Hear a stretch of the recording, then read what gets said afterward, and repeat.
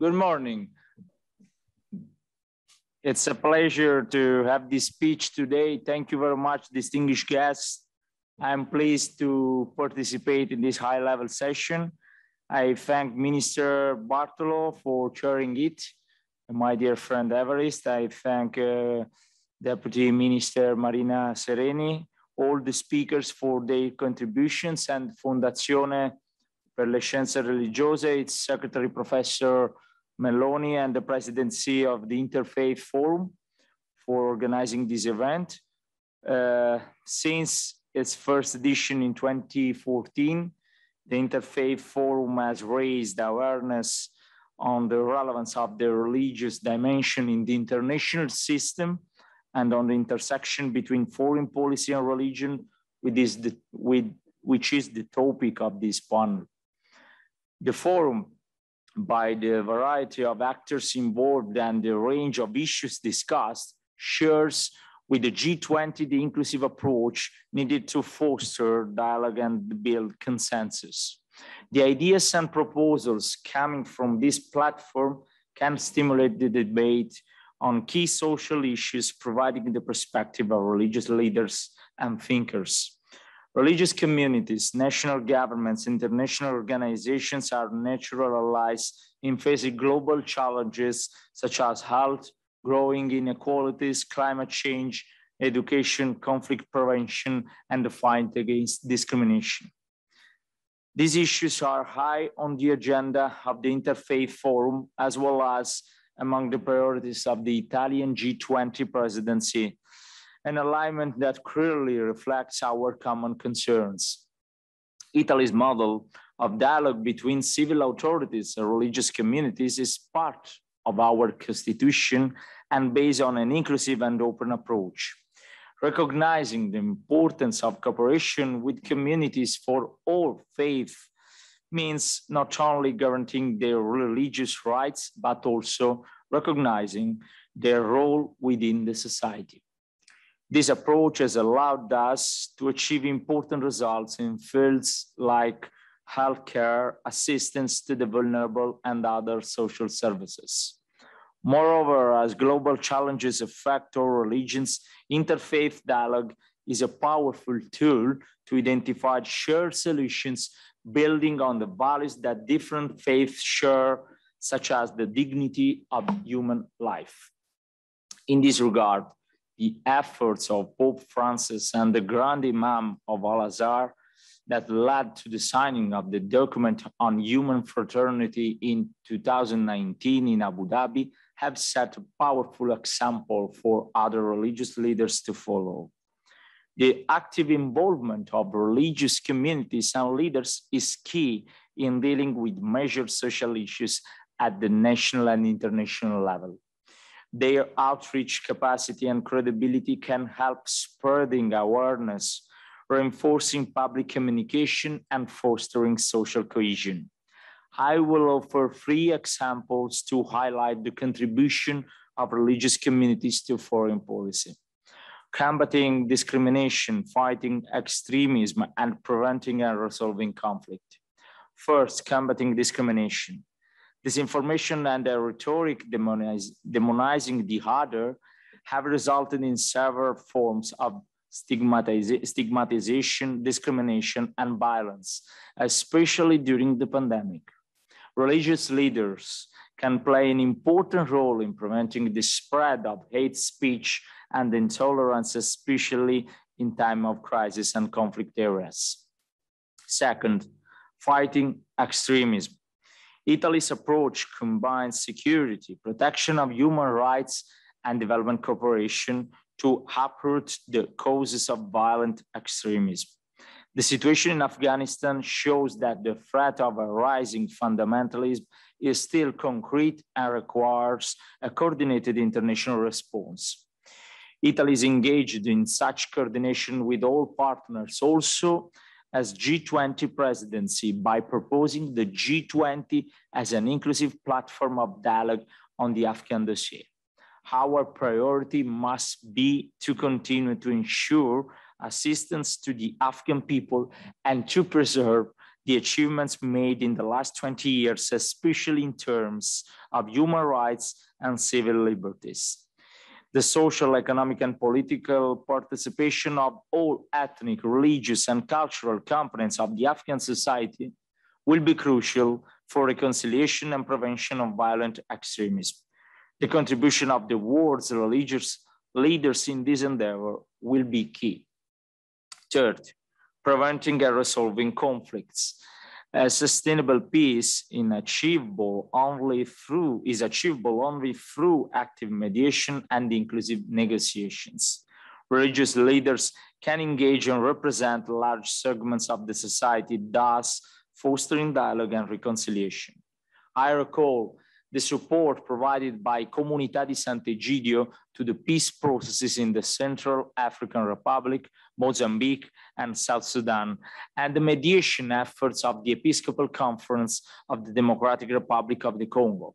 Finally, let me mention the Italian NGO Rondine Cittadella della Pace, committed to educating young people in conflict resolution, second-track diplomacy, and human rights. I conclude by reaffirming Italy's commitment to freedom of religion or belief and to the protection of religious minorities in multilateral fora at the United Nations, in Human Rights Council, where this is a priority of our mandate, within the OSCE, the Council of Europe, and the European Union, as well as in bilateral relations with third countries and through development cooperation programs. In 2019, we can sponsor the resolution of the United Nations General Assembly for the establishment of the International Day commemorating the victims of acts of violence based on religion or belief. In the same year, the Italian Parliament launched a fund for supporting persecuted Christian minorities in crisis regions. Between 2019 and 2021, about 8.4 million euros have been allocated to the fund, and we plan an additional allocation of 4 million euros per year. The fund is financing projects in Iraq, Lebanon, Syria, and Palestine, and the selection of new initiatives is underway. Interreligious and intercultural dialogue and the fight against all forms of discrimination based on religious or belief should remain part of our commitment to advance a positive global agenda. Our capacity to respond to today's challenges will greatly benefit from recognizing the potential of religions as drivers for peace and human development. Thank you very much.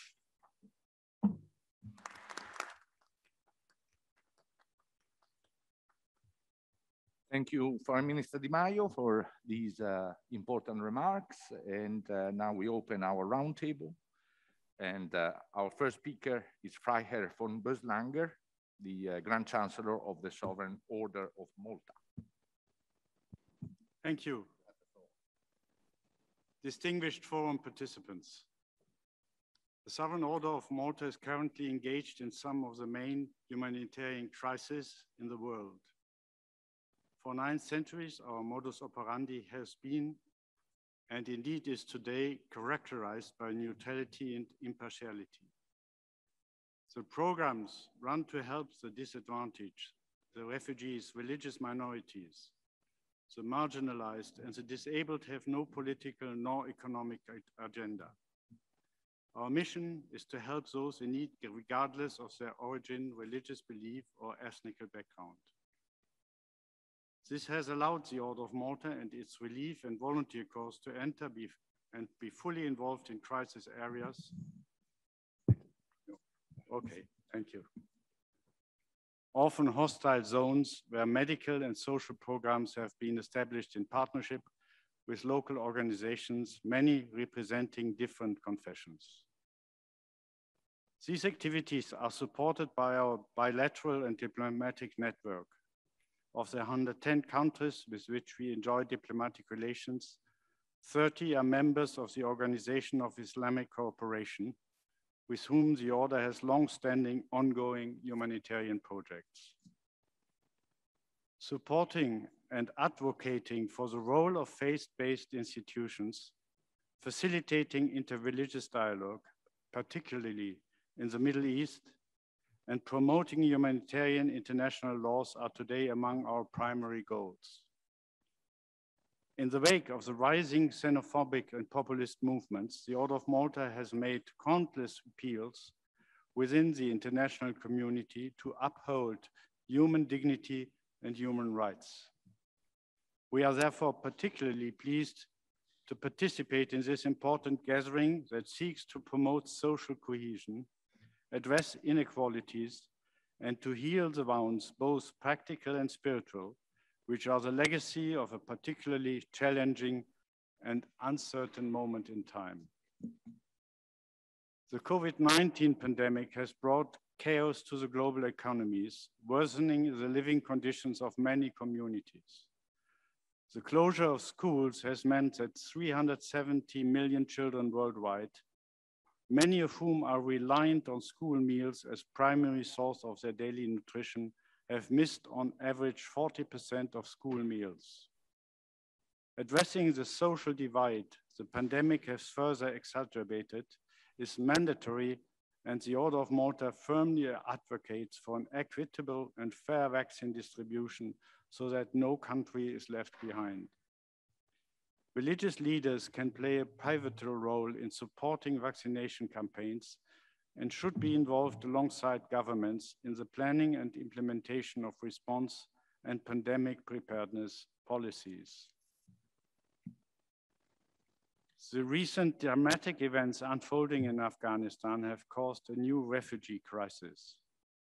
The United Nations has warned that up to 500,000 Afghans could flee the country by the end of the year and has called on neighboring countries to keep their borders open.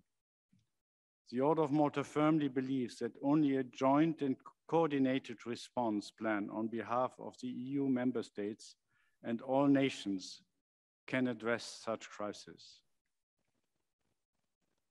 While it is essential to dovetail migration responses, safeguarding dialogue with the country leaders remains key, however difficult, especially in the quest to protect of women, children, and ethnic minorities.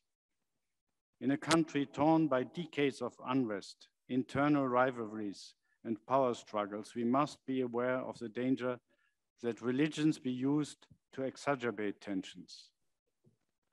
On the contrary, religions and religious leaders can play a fundamental role in de-escalating the conflict and ultimately protecting the population. And we have to draw upon this potential also to prevent the misuse of religion's feelings to fuel conflict. It is estimated that by 2050, the global percentage of believers will grow from the current 84 to 87%. Therefore, it is clear that foreign policy and diplomacy are strongly intertwined with religion.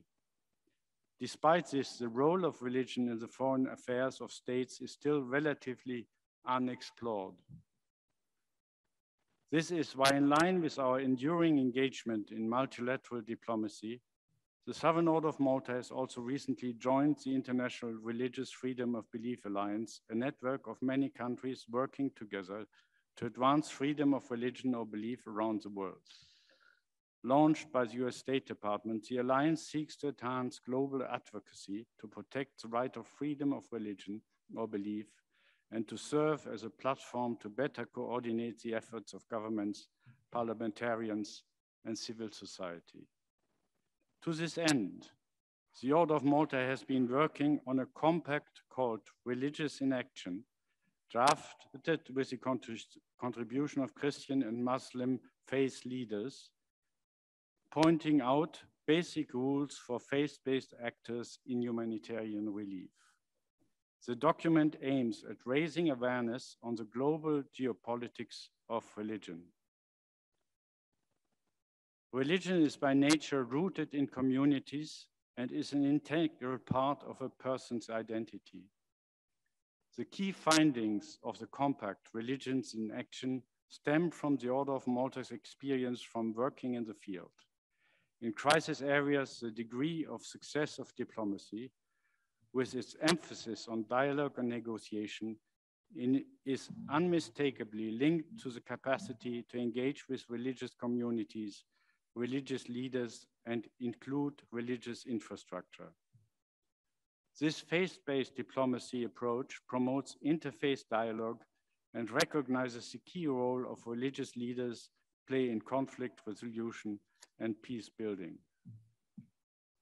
Humanitarian intervention in conflict theaters should always acknowledge the importance of adopting a holistic approach whereby the local social and cultural values and beliefs are embedded and molded with the operational schemes.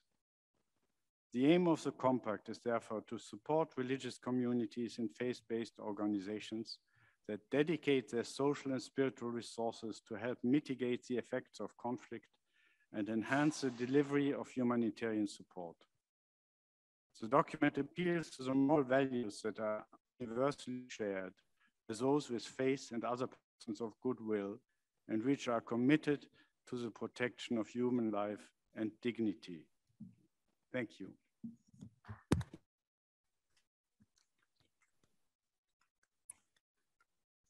Thank you very much. My anxiety to be in the roundtable made me skip over the program, and so I apologize, but I give the floor to Evarist Bartolo, Your Excellency. The floor is yours, Maltese Minister for European and Foreign Affairs. Thank you very much. Thank you, dear friends, for being here. I'll just make some observations, hoping to stimulate a bit of thinking and debating about this. At a first glance, it would seem that religions are the solution and foreign policy is the problem. But that's only a first glance, because both can be parts of the solution and also parts of the problem. All the major religions exhort us to love our neighbors. It's a lot, not respect or tolerate, but love. And neighbors can also be our enemies, our people who do not think like us. Whereas in diplomacy, we tend to talk about like-minded and alliances and blocs. So it seems that they are at tension with each other. What is important, I think, and there is always the risk of this happening, and especially even now when we see it, of how we want to mobilize those who are in favor of democracy and human rights against the other. And there is, I think, a very big threat, risk, that we become, Manichaeist, that we have a Manichaeist foreign policy. Those of us who think that we're on the side, obviously, of good, and we are against those who are evil, those who don't believe in human rights, those who don't believe in democracy. So we want to form a holy alliance against the devils, those who do not believe like us. And obviously we feel we are very superior because we have the right values and we have, we are on the right side of history, we say. I don't want to be obviously cynical or to indulge in moral relativism, but I really see that there is a very big risk that this will complicate even further and will not promote human rights anywhere if we take this full frontal, if we continue, because we've already started doing it. And we see how the Summit of Democracy will evolve, whether it will also be used for this. Because I think, even when I meet my colleagues, for example, the Foreign Affairs Minister of China, we tend, on both sides of the planet, to emphasize what is convenient for us. So we forget that human rights are political, social, and economic rights.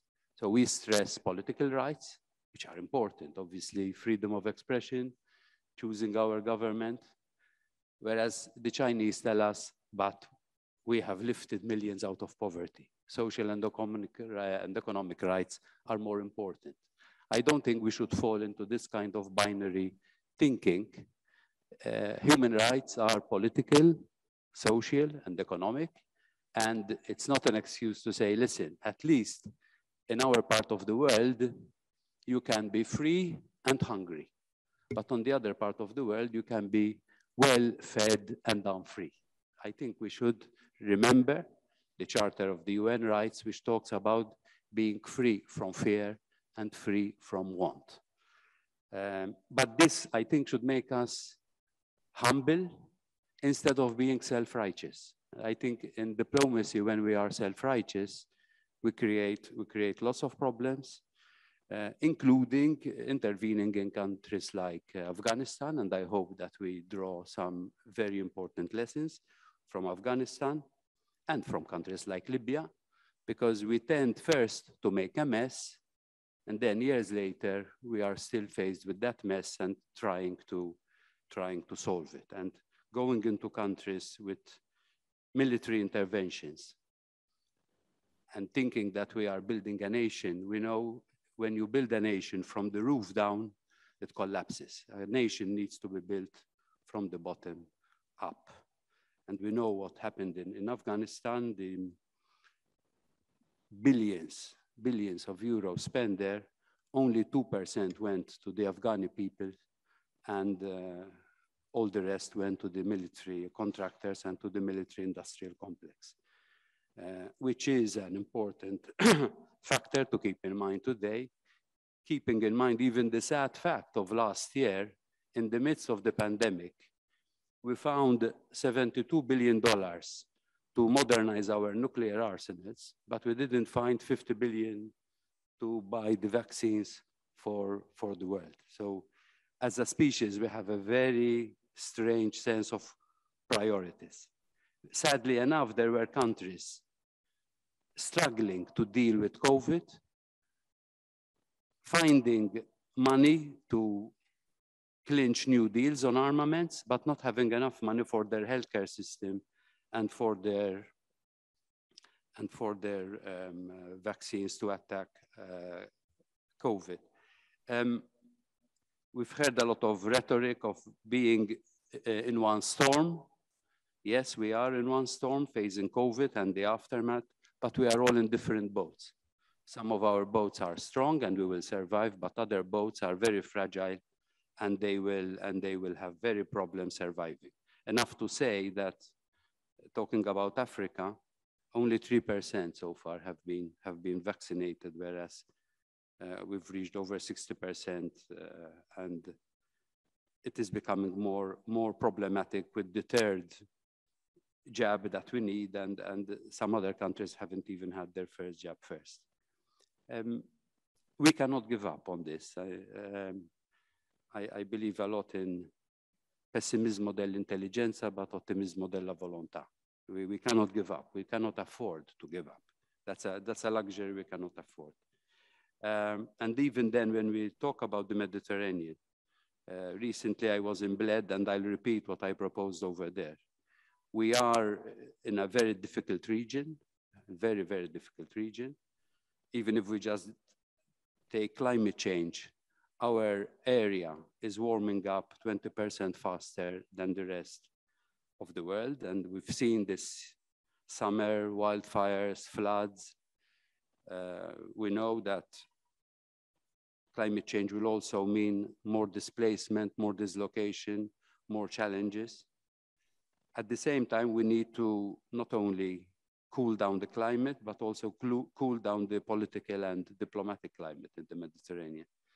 And we should consider, I know it might sound a crazy suggestion, we should consider setting up a conference on the security and cooperation in the Mediterranean, like we had in Europe nearly 50 years ago. We need the Helsinki spirit. We need the temperature of Finland to lower down a bit the temperature in the Mediterranean. I know that it's not easy. Every single issue is very complicated, whether it's Cyprus, whether it's the Middle East, whether it's Morocco and Algeria, Libya, Tunisia, all these Western Balkans, all these are very complex on their own, let alone trying to bring them together and see what we can do. But they are so interdependent that I think the historical experience that we've had with the Helsinki, the conference on security and cooperation in Europe, did give results. We know that in history, It's like children building sandcastles. We build a nice sandcastle and the sea comes up and takes it away, and then we have to rebuild it again. But that is our fate. So it shouldn't keep us back from doing this. The kind of detente that helped between West and East in the 70s, I think we needed between North and South. And the last point I would really like to make is this, that there is a big risk, talking about Europe now, that we are putting a lot of stress and attention that this is the century of Asia, and that we need to concentrate and focus on the Indo-Pacific. I can tell you, as a Minister for Foreign Affairs in the Foreign Affairs Council, together with Luigi and us down in the South, we find it quite difficult to remind our colleagues that the Mediterranean exists, that it's not only Eastern neighborhood, it's not only Belarus, Ukraine, all those are very important, but the Mediterranean exists. And beyond the Mediterranean, there's Africa, and I fear that we are not taking seriously this challenge. I'm not saying that Asia is not important. I'm not saying that the 21st century is not the century of Asia, but I would say that it's also the century of Africa, and we forget this at our peril. Just one last number. Babies being born today. We live in a world where there will be 500 million middle-aged and old Europeans, but there will be 2.5 billion children and youngsters in Africa. That means a lot. We need to engage with Africa with dignity, without any superiority complex, without any colonial hangovers, as equal partners, to make sure and help them create wealth and jobs there, because otherwise we forget this at our peril. Thank you very much.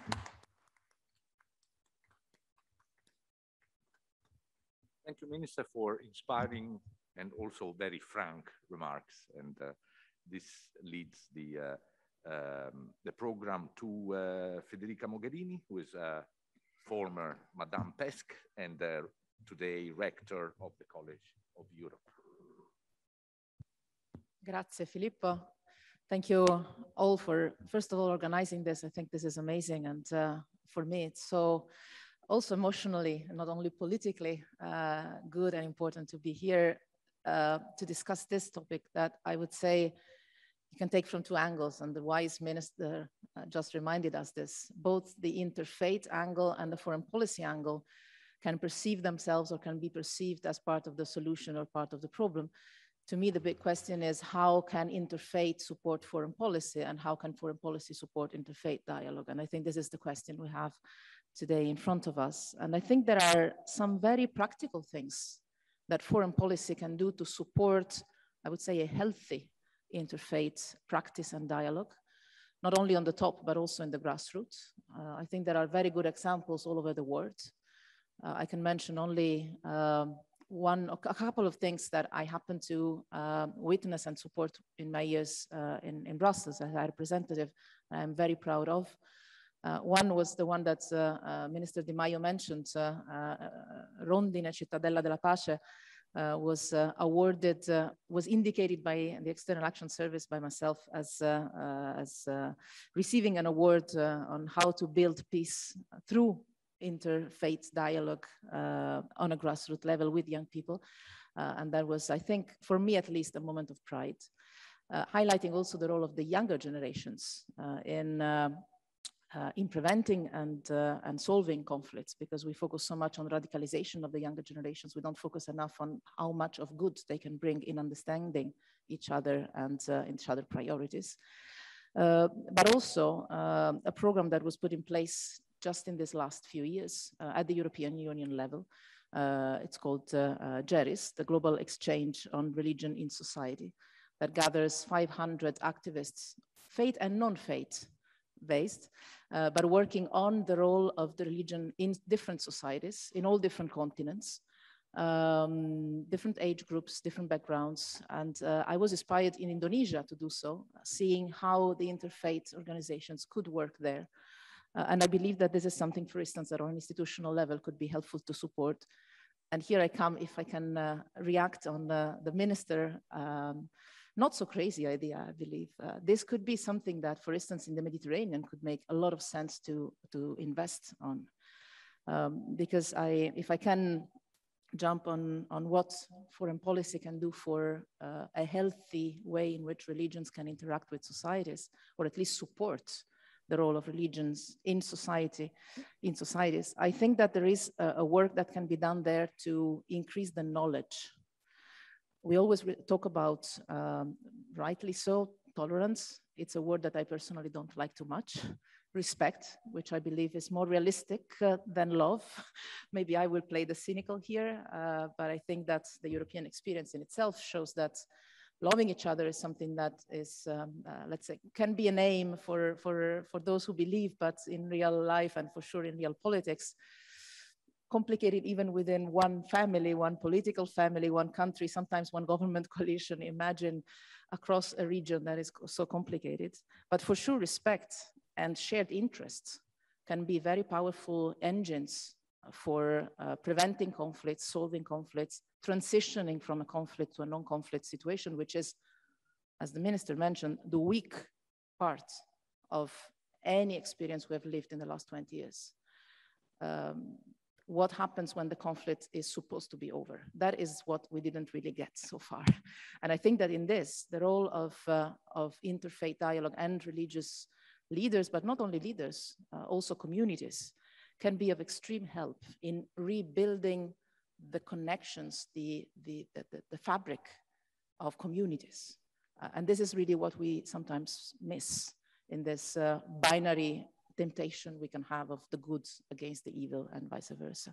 So I think that if we want to really get to a respectful global environment or regional even environment, I think we have to start from the knowledge angle. And I don't say this because I'm now director of a college, but out of my personal experience, if I can share an anecdote without saying any names. I graduated in Rome, in La Sapienza, prestigious university, excellent professors. In 1998, I took quite many years to graduate because in the meantime I was starting my political activities, but I wanted to write my thesis on political Islam and the role that religion played in the political legitimization in the Arab world. And back in 98, years before 9/11, I found it extremely hard to find any professor in political science recognizing that this was a subject for political science. And I was sent to study in Islamic studies in the Faculty of Philosophy, because that was the place. Again, I think that we need to invest in understanding, before then understanding in knowing what religions imply, which are the basis for beliefs, behaviors, community building, because the knowledge is the basis for respect. Otherwise, respect becomes empty. And if it's empty, can be easily broken, I believe. One last point is that I believe that really the other element that is needed together with knowledge is the knowledge of yourself. I find now that I have to deal with so many young students from more than 50 nationalities that we have at the College of Europe, I find that sometimes a good investment is also an investment in increasing the level of awareness on everybody's identity. I find that the fragility comes when somebody is not so much confident of who he or she is. And here comes the fear of the other, here comes the conflict, here comes the confrontational attitude. And I think that interfaith dialogue and religious organizations and communities can help a lot the foreign policy angle in building communities and societies, including in Europe, maybe especially in Europe, that are self-confident of their own identities enough not to fear the other and the dialogue with the other. And I would not go into any political consideration about that, but I think there is a cultural work to be done there, on young generations in particular. And last but not least, I believe the idea of bringing the Helsinki spirit in the Mediterranean can be extremely helpful, because it's exactly when the complexity and the apparent impossibility to be solved of problems comes so clear on the table that you cannot afford anymore not to tackle them. And indeed, I share your view. I think that there is a temptation of looking elsewhere. And there might be urgent things to be done elsewhere, but focusing on what is urgent should never distract you from what is important. And the Mediterranean, the relations between Europe and Africa, between the Middle East at large, Africa and Europe, being something that is there and is not there in non-easy ways since thousands of years, cannot be neglected ever. So I believe that starting a process of understanding, knowledge, understanding, and creation of shared interests, which at the end of the day is what worked so well with the European Union, could be something extremely wise to start in the Middle East and in the Mediterranean. I say in the Middle East because I think, for instance, that trying to find ways to increase the basis of common interest, for instance, in a region like the Gulf, could be extremely wise. Difficult, but wise. And not so difficult, because at the end of the day, the European Union started with something very unpoetic as steel and coal. When you have a shared interest, and you also have some common ground on understanding each other and respecting each other on cultural and religious identity, I think that there is a possibility to prevent conflict, or at least to handle difficulties. So I believe that this is not so much a crazy idea. Probably you need crazy ideas to face crazy times. I think this would be extremely worth exploring. I think that one good starting point could be the younger generations. That, for instance, with the Young Leaders Program of the Anna Lindh Foundation, sorry, I'm starting to get into the working attitude here, but I really think that there could be the basis for developing interesting experiences that could lead to pilot projects and then to something probably bigger, because sometimes you start with something small and then you come up with some good practices. Again, I would not define this exercise neither as naive nor cynical. I think that this is exactly what we need to do, not only Europe, but all around the world, because I have the impression that we are indeed in the same storm, not only for the pandemic we have experienced and we probably continue to experience, but also because this comes after 20 years of complex and multifaceted crisis all over the world. And I think that we are at a point where the world needs people of goodwill and people of good knowledge and people of good interests to come together across regions of the world to try and find common grounds and common solutions. And I think that interfaith dialogue and religious communities and organizations and leaders can contribute enormously to guide the foreign policy towards wiser and most constructive and cooperative roads. And also, I believe that foreign policy can be of extremely important support to a healthy interfaith interaction in the world, starting from Europe, where we have a lot of work to do in this respect, I believe. Thank you very much.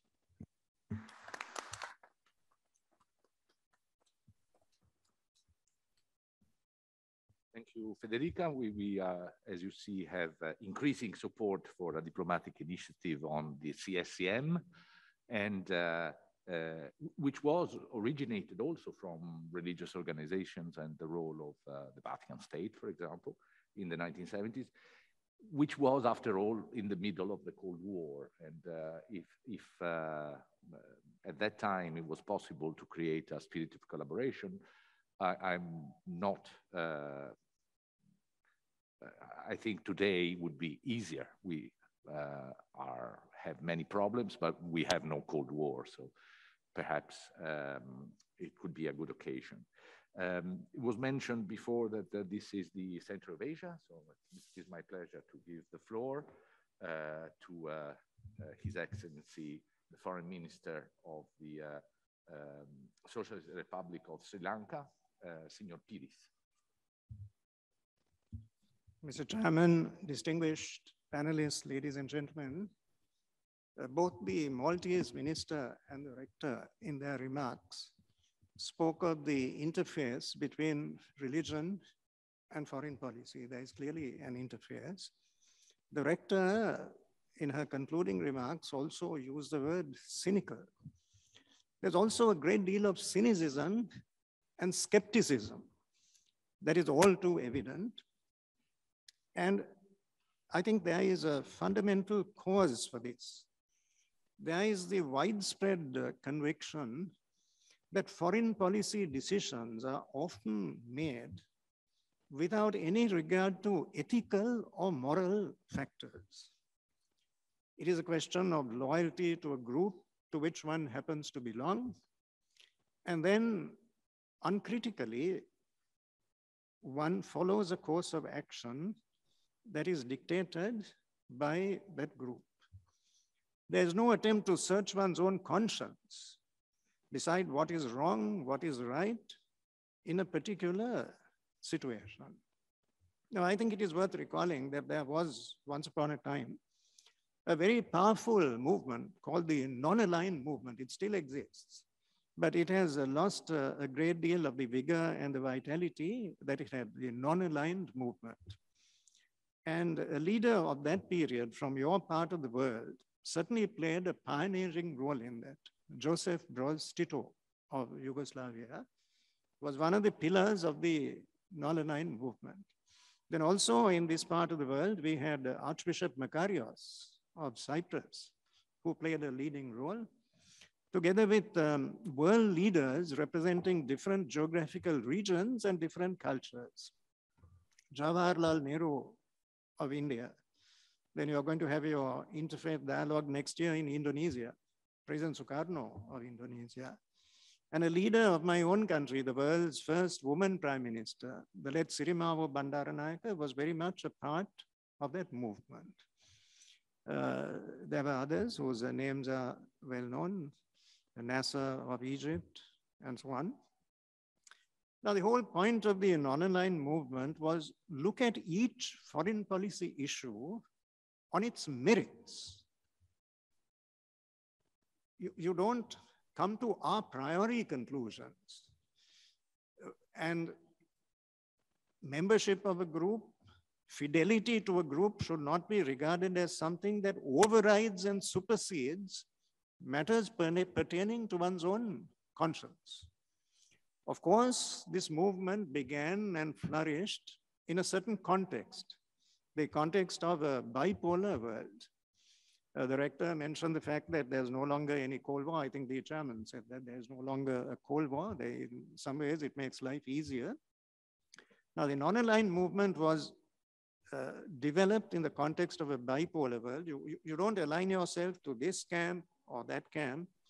In one matter, you may agree with this camp, but in another matter, you would completely disagree with that camp and say, no, the other camp is right. So you preserve for yourself the freedom of thought and the freedom of action. Now, today we live in a unipolar world. There is no longer two warring camps, but that does not mean that the ideology underpinning the non-aligned movement is entirely irrelevant or obsolete. Not at all. I think if you look at the troubled world in which we live, some elements of that philosophy remain very relevant. And they have a kind of immediacy today, which they probably did not have in the 1960s when the movement had its heyday. So that is a point that I would like to stress. To dispel this mood of skepticism and cynicism, to enshrine a state of things in which foreign policy decisions are made according to moral and ethical values. I think that's an important point. Then reference was made also to the United Nations. The distinguished foreign minister of Malta referred to the fact that the UN Charter speaks of freedom from fear, freedom from want. They are two sides of the same coin. But I think we need to ask ourselves, Mr. Chairman, in a spirit of frankness, of candor, whether the United Nations system is functioning today in the manner that was envisaged by the founding fathers. If you look at the seminal documents of the United Nations system, the Charter of the United Nations, the Declaration of Human Rights, are we really behaving in the manner that was envisioned by these sacrosanct instruments? I don't think one could sincerely answer that question in the affirmative. Today, reference was made to COVID-19 and the responses to that. Look at the Bretton Woods institutions. The Bretton Woods institutions were also fashioned in a certain political context, that is the end of the Second World War. But the world has changed a great deal since then. But those institutions remain largely as they were. Now, the developing world in particular, if the World Bank, for example, were to agree to a policy of debt forgiveness in the excruciatingly difficult circumstances that we have today, then countries that are developing would be able to use their own scarce resources for projects connected with the welfare of their populations. Now, take my own country, Sri Lanka. We normally earn $4.2 billion a year from tourism. That has come almost to a complete stop. Then our trade relations have been affected. Money coming into the Sri Lankan treasury from the efforts of our expatriates working abroad in countries like Italy, that has been affected. So in that situation, if the World Bank were to agree to a policy of debt forgiveness, I think that would greatly accelerate and facilitate the economic development of our countries. Then look at the composition of the Security Council. Does that in any way reflect the reality of the modern world? It does not. It reflects a certain balance of powers that was wholly realistic at the conclusion of the Second World War. But today there are other emerging powers. I won't name countries, but the entire organization needs to be basically overhauled to bring it in line with contemporary realities. The Economic and Social Council needs to be strengthened. Again, there has to be an emphasis on equality, on human dignity. The whole world, not a section of the world. It is not one section, affluent, powerful, dominating the rest of the world and using the United Nations system as an instrument for that domination. That is what creates a certain lack of confidence in the organs and the structures associated with the United Nations system. So I think these are some of the critical issues, imperative issues that we need to address at this time. Just a couple of short points. The other one is that any enlightened foreign policy has to be based upon the concept of mature nationhood, because foreign policy is in a sense an extension of domestic policy. So, you know, the country has to be united in formulating foreign policy. You can't do it in an acrimonious, divided way. Now, many of our countries, certainly my own country, we have different parts of the population speaking different languages, professing different religions. Their cultural backgrounds are completely different. That's a problem. Now, how do you overcome that? I think the key to that is Mr. Chairman, the educational system. You know, the young, impressionable minds. Now, certainly in our part of the world, the Indian subcontinent, Sri Lanka, Malaysia, that part of the world, you have different ethnic communities in schools and universities being taught in completely different compartments. And there's hardly any opportunity for young people to get to know each other, not because there's hostility. There's no hostility at all. It's just that they can't speak to each other. There's no communication possible because of the problem of language. So not only their academic lives, but even their cultural and social lives tend to be entirely compartmentalized. Therefore, language plays a key role in communication. A link language, for example. Then the final point I want to make is this, that we have to look at ethnic or religious political parties. That is also a critical problem with regard to the formulation of foreign policy. In many of our countries, we have political parties that profess overtly to be ethnic in character and complexion. We represent this ethnic group. We represent this religion.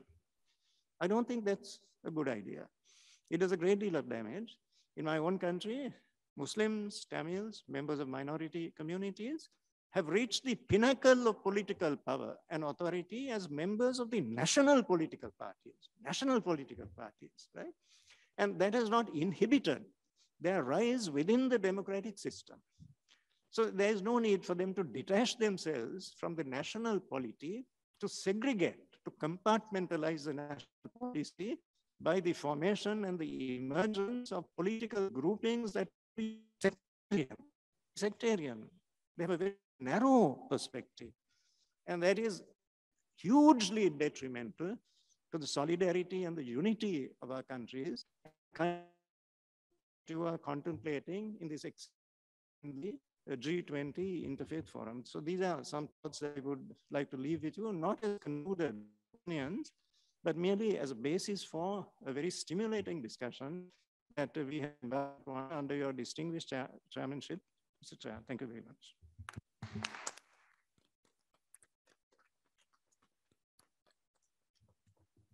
Thank you very much. I do believe that the United Nations has a big role to play, also because we are certainly in an increasingly less Western-centric world, and we need global organizations capable of speaking to different plural cultures. And after 4.5 centuries of Western domination of the rest of the world, today that domination has come to an end. I don't believe we are in a unipolar world. We are in a diffused multipolar world with many emerging powers, and all of them belong to different histories and different cultures and different religions, and therefore a forum like that is the appropriate place. After almost a century, it is now that it has become really up to date as a topic. Last but not least, Monsignor Wachowski, the Undersecretary for Relationship with Faith within the Holy See Secretariat of State.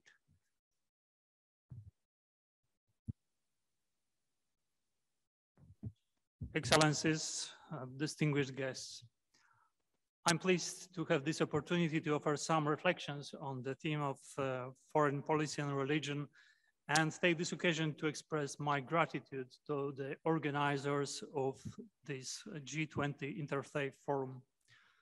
When analyzing the situations of tension and conflict that have emerged during recent years, a dangerous temptation arises to place them in the narrative of a clash of civilizations, thus depicting the latter as an inevitable self-fulfilling prophecy. Such as an interpretation also entails a negative spin on the role of religion. On the contrary, at the heart of this dramatic situation of violence, there is a limited vision of the human person, which paves the way to injustice and inequality. True peace, the centerpiece of the common good and the goal of all foreign policy, is the necessary condition for the construction of fraternal societies. Peace is also just and respectful of human dignity, shared by all. As Pope Francis said, the desire for peace can never be satisfied by military means alone. Peace must be built on justice, social economic development, freedom, respect for fundamental human rights, the participation of all in public affairs, and the building of trust between peoples. Nevertheless, although endowed with the freedom to choose peace over violence and fear, humans throughout history have often succumbed to the temptation of power and the search for a world order imposed by the force of arms, a situation that Pope Francis described as a Third World War fought piecemeal. In such a spurious quest, religion and religious have often been exploited as an instrument and as a justification for war. Sadly, this had undermined the possibility of lasting peace in the past and continues to be the tragedy of our current world. Therefore, in our globalized world, it is more important than ever to stress the value of dialogue at all levels, diplomatic, intercultural, and also among religious traditions. Indeed, religion and diplomacy can complement and reinforce one another with faith-based informal diplomacy, as well as the formal diplomacy of states and multilateral bodies working toward the same ends, but through different means. Strengthening this relationship makes a strong positive contribution to the overall efforts to achieve meaningful peace. After this brief introduction, please allow me to make just 3 points. The Holy See strives urgently to promote religious dialogue and fundamental human rights, especially religious freedom, throughout its diplomatic activity at the bilateral and multilateral levels.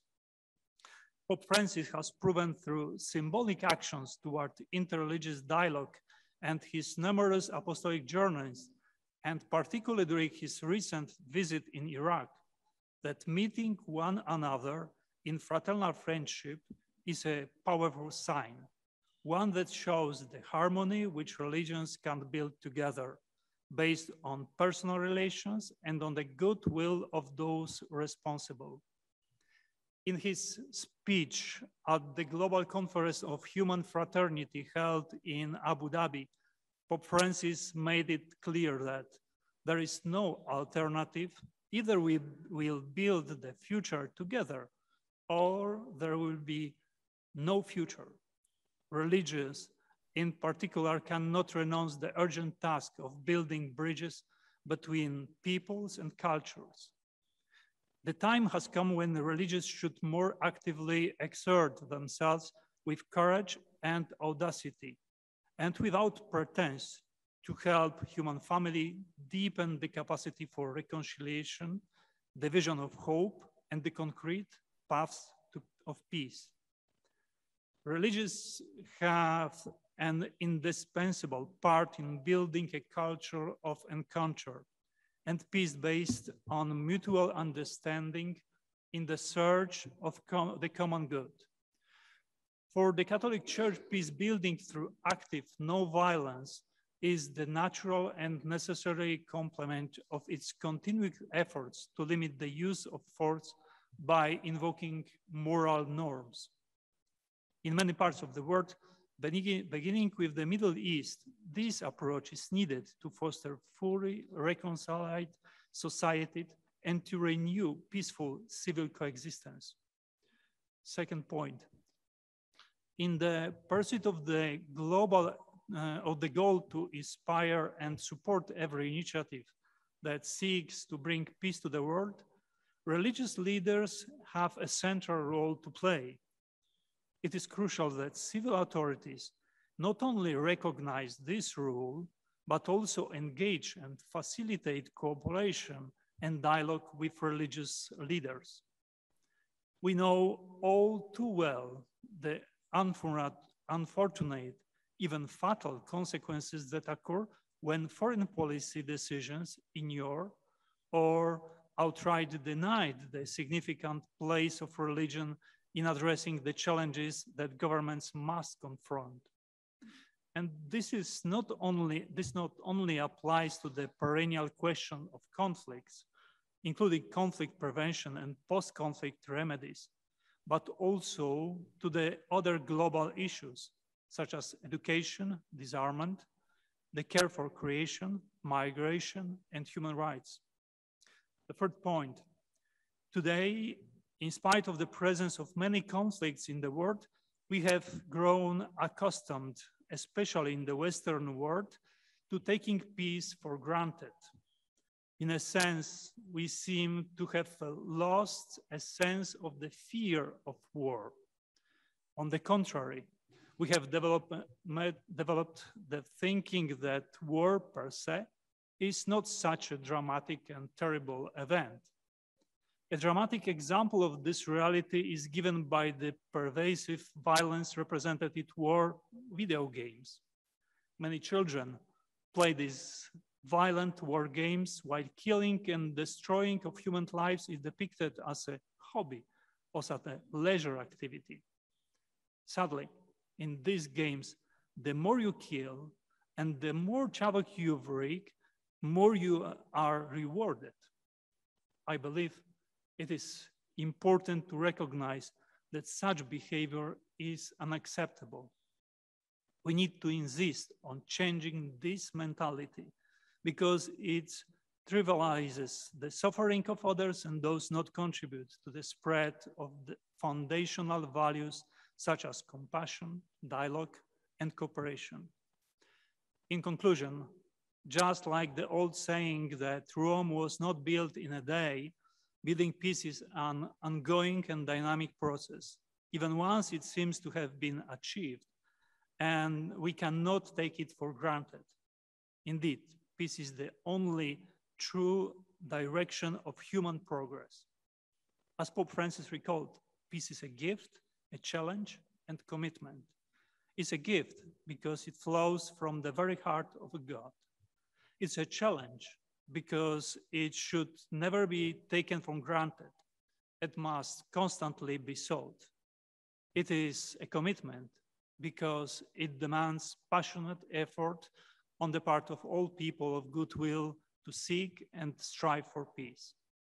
In this regard, religions and the faithful in particular must prove themselves to be steadfast. With this in mind, I would like to conclude by stressing the responsibility of religious leaders, especially in an ever more interconnected world and in the era of social media, to help counter the spread of hatred and violence in the name of religion, and to promote more inclusive and peaceful societies.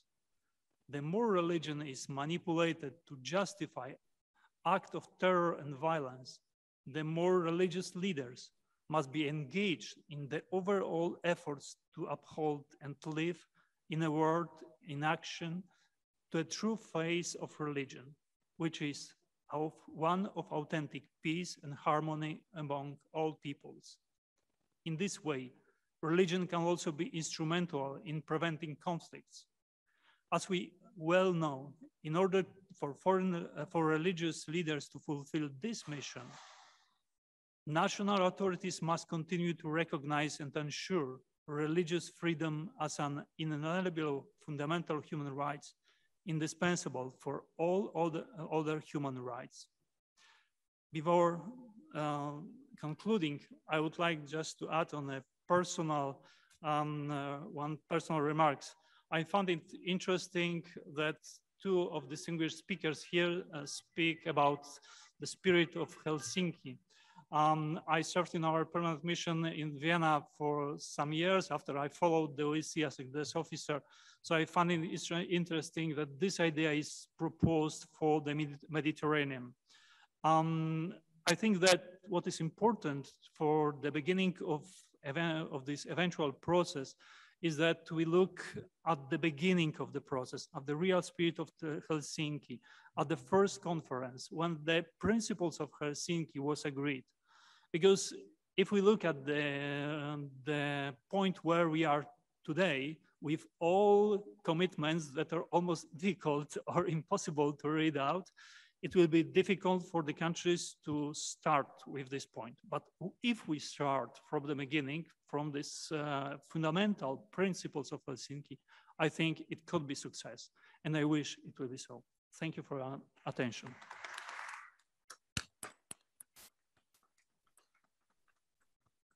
Thank you, Monsignor Wachowski, for your very interesting remarks.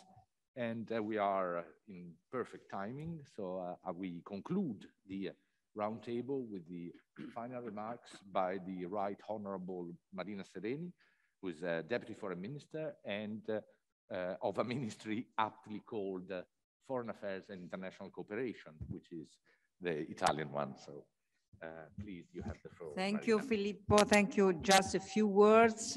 I would like, first of all, to warmly thank our distinguished panelists for their insightful remarks on such a critical topic as the relation between foreign policy and religion. We have listened to the view of the Sovereign Order of Malta in this respect and to the direct experience of Sri Lanka. We have listened to the inspiring words of Rector Mogherini about the crucial role of knowledge as basis of a true respect among cultures and religions. We have heard the very deep, profound speech of Undersecretary Wachowski about the formal and informal diplomacy and the strong message that we received by the Pope Francis in these days. I have very much appreciated the reference Minister Bartolo has made to Malta's commitment to relaunch dialogue and cooperation in the Mediterranean through new initiatives and through a new process, a new Helsinki process. This is an objective that Italy not only shares, but also actively supports. In this spirit, we have contributed to the launching of the new agenda for the Mediterranean of the European Union by drawing our partners' attention to the need to cooperatively manage the Mediterranean common goods our region is endowed with. Among this set of tangible and intangible resources, intercultural and interreligious dialogue has the potential to trigger positive spillovers on wider political and economic cooperation, as well as on our common fight against terrorism and violent extremism. With no intention to be exhaustive, this is not a debate that could be concluded, I would like to point out three main lessons that I think we can draw from today's debate and we all agree on. First, politics and religion cannot afford ignoring each other. Was unfortunately the case in too many circumstances in the past. Mutual ignorance may lead to missed opportunities at best, to serious tensions at worst. Second, dialogue and cooperation between civil and religious players should be conducted on a basis of mutual trust, respect, non-interference. Attempts at instrumentalize the matter would jeopardize efforts to pursue the common good and only serve parochial and short-period interests. Finally, yet importantly, it has now become clear that civil and religious actors share within their distinct domains a common responsibility to advance a positive agenda based on shared values such as human development, dignity, mutual interest in understanding, and peaceful cooperation. And I really, I agree very much to the speech of Minister Bartolo about human rights. We cannot divide political, social, and economic human rights. As Minister Di Maio has stressed in his remarks, Italy is willing to capitalize on the contribution of religious leaders and communities to the advancement of the global agenda by exploring and expanding synergies within the priorities of our G20 presidency and beyond. Let me conclude really by seizing this opportunity to thank and congratulate the Fondazione per le Scienze Religiose Giovanni XXIII and the presidency of the IF20 for the remarkable work they have done in paving the way to this summit. I wholeheartedly encourage them and all potential partners and stakeholders to intensify their efforts to strengthen the partnership between civil and religious players. This will help all of us to better respond to global challenges while always maintaining people at the heart of our common action. Thank you very much and welcome to Bologna.